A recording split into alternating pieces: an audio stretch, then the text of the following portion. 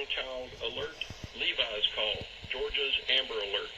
The Long County Sheriff's Office and the Georgia Bureau of Investigation are looking for a white Chevrolet Equinox.